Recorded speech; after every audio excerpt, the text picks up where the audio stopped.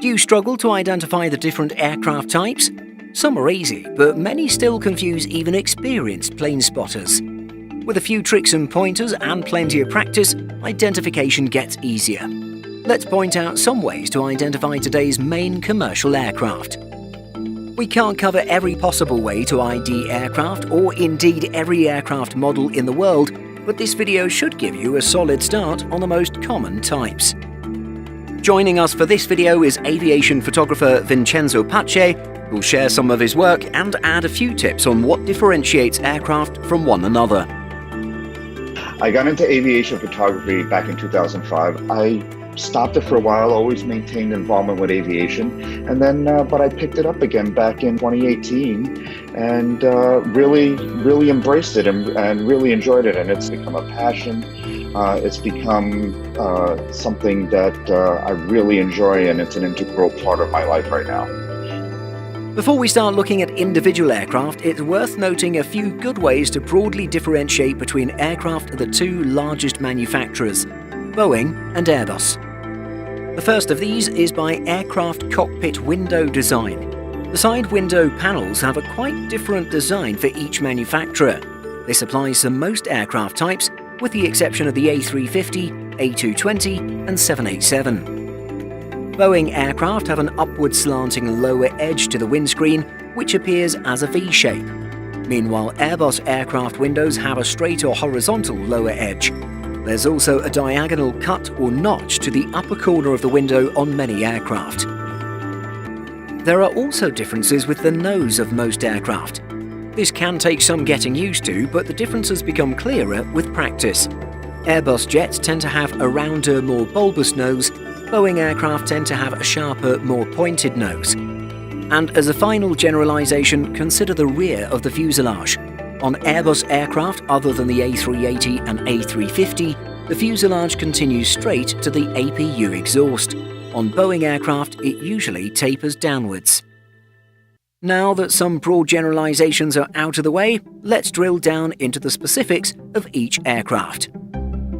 We'll start with the simplest to identify, four-engined wide-bodies. There are only three four-engine aircraft types in common commercial service. The A380, of course, is the newest and quite easy to identify with its two full-length passenger decks. A straight line from the cockpit to the tail with two rows of windows should give it away. If you're still unsure, the A380 is the only quadjet to have tip fence-style winglets. Likewise, the 747 needs little introduction or guidance with its iconic partial second deck hump. From behind, its bulbous rear fuselage is also quite distinctive.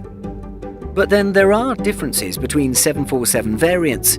With multiple generations of 747s, let's look at the two latest, the Dash 400 and the Dash 8. While the older Dash 400 has winglets and four conventional-looking engines, the newer Dash 8 is characterized by a longer upper deck, a lack of winglets, and engines with chevrons. The other four-engine aircraft in regular commercial service is the Airbus A340. If you're outside of Russia and looking at a four-engine wide-body with only one row of windows going from the cockpit to the tail, it's almost certainly the A340.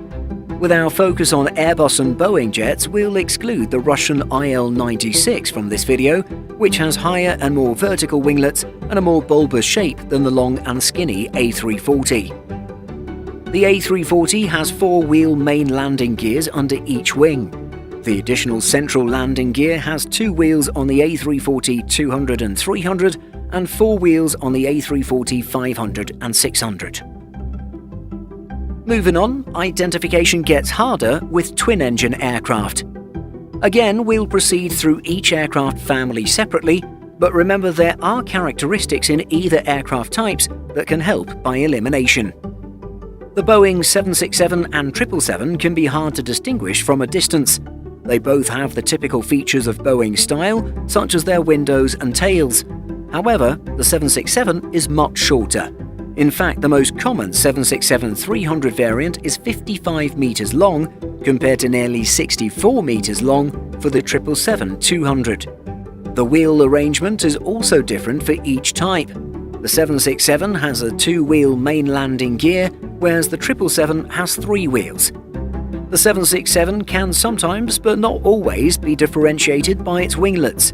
It's the only wide-body aircraft to have winglets that curve up with an L shape. Not all 767s have these, however, which make it an unreliable feature for identification. Purely going by size, it can be easy to confuse the 767 with the A330. Apart from the standard Boeing and Airbus differences, there are also key differences underneath the aircraft. The A330 has a bulged center section of the fuselage between the wings. The main landing gear wheels also slope to the rear when extended. On the 767, they slope to the front. Ultimately, the two most reliable ways to identify the 777 are its main landing gear wheels and its rear exhaust. It has 3 pairs of wheels on each gear. Of all twin wide-bodies, only the 777 and the A350-1000 have this. The 777's distinctive APU rear exhaust design is bladed or sawn in appearance, rather than conical as seen on other twin-engine jets. This is a great way to always tell the 777 apart. The 787 is an easier aircraft to identify, with several distinguishing features. It has a distinctive 4-panel windscreen and is the only wide-body twin with serrated nacelles housing the engines. The 747-8 has 4 of these engines, while the narrow-body 737 MAX has 2. The 787 also has a very distinctive smooth nose design. This is quite different from the 767 and 777, almost blending seamlessly into the cockpit windows. With its raked wingtips, the 787 does not have winglets compared to the similar-sized A350. In flight, the 787's flexible wings are easily distinguished.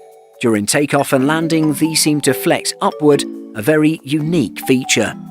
One of my favorite shots that I've ever taken out of JFK is a banking shot which shows a heavy flex of the 787, which is a very unique characteristic, a very signature characteristic of the Dreamliner.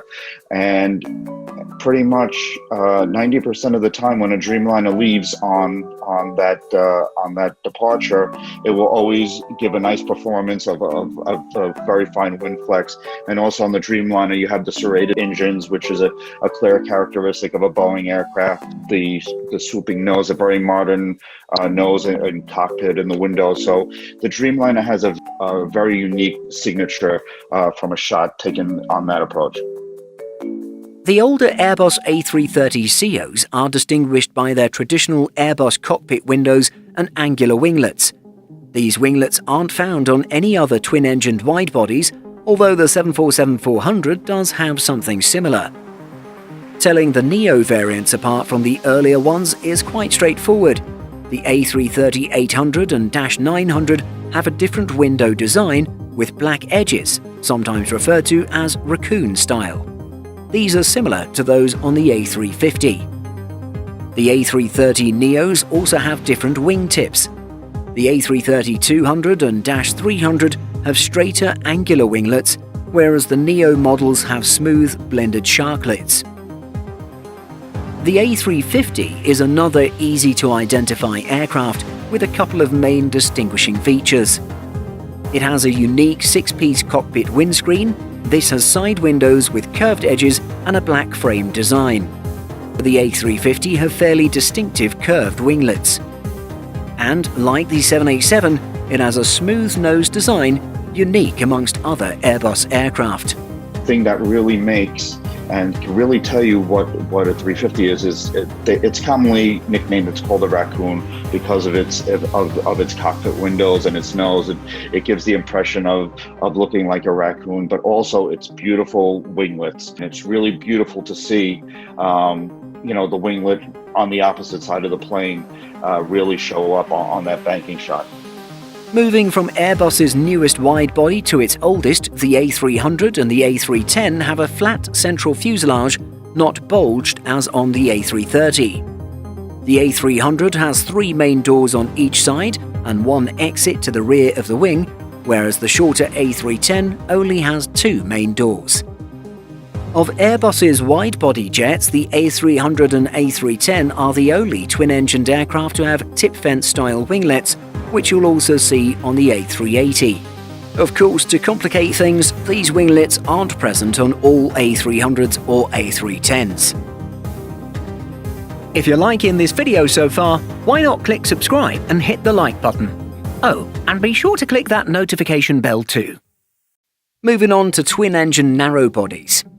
To distinguish the 757 narrow-body from the 737 or A320 family, look for the following: Boeing-style cockpit windows, a distinctive dolphin nose. Like any nose differentiation, this takes practice, and a taller landing gear than the 737 or A320. It also is missing the triangular section between the tail and the fuselage seen on the Boeing 737. Some 757s have a tall blended winglet, but not all of them, which makes it an unreliable differentiator. Of course, most narrow bodies flying today are from the Boeing 737 and Airbus A320 family. To distinguish the two, you can rely on the Airbus versus Boeing window differences and the more pointed nose on the 737. The 737 also adds two distinguishing features. It has a triangular dorsal-like fin leading from the top of the fuselage to the tail. Additionally, the 737s are lower to the ground, with most having engines with a flattened base. To distinguish different 737 variants, the following will help. The Classic series does not have winglets, the Next Generation series does. The 737 MAX is easily distinguished with a combination of serrated engine housings and larger split scimitar winglets. Some 737 Next Generation models have these split scimitar winglets as well, but wouldn't have the serrated engine nacelles of the MAX family. As with the Boeing 737s, the A320 is easily identified from the characteristic cockpit windscreens, straight rather than V lower edge and notched corner, and a more rounded nose. It also lacks the triangular dorsal fin section seen on the 737. And again, the family members, A318, A319, A320, A321 and Neo versions, are best identified by their size. The A318 and A319 have one overwing exit door and two main doors. To differentiate between them, the A318 has 11 windows in front of the overwing exit, the A319 has 13. The A320 has two overwing exit doors.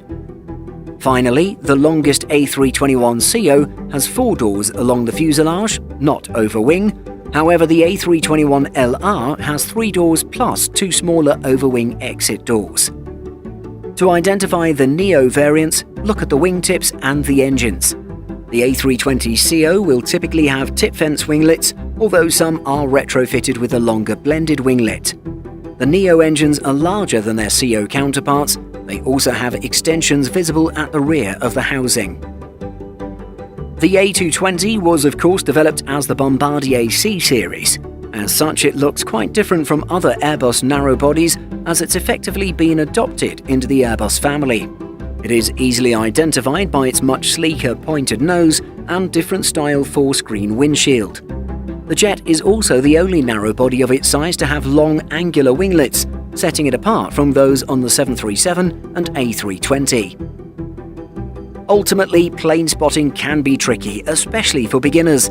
In the majority of situations, there isn't one distinguishing feature for each aircraft that'll define it. Rather, it's the presence of a combination of features or the absence of certain others that define an aircraft's look. Hopefully, watching this video, in combination with a few practice sessions, will set you on the right path to becoming a skilled plane spotter. I thank everyone for watching this video. I really enjoy being involved with the Simple Flying team. And if you want to see more of my photography, you can go one of two places. One is my website, jfkjets.com, and my Instagram handle is jfkjetsofficial, and those are my principal ones right now. Thank you. There are many ways to differentiate aircraft. This video shares some, but there are plenty more.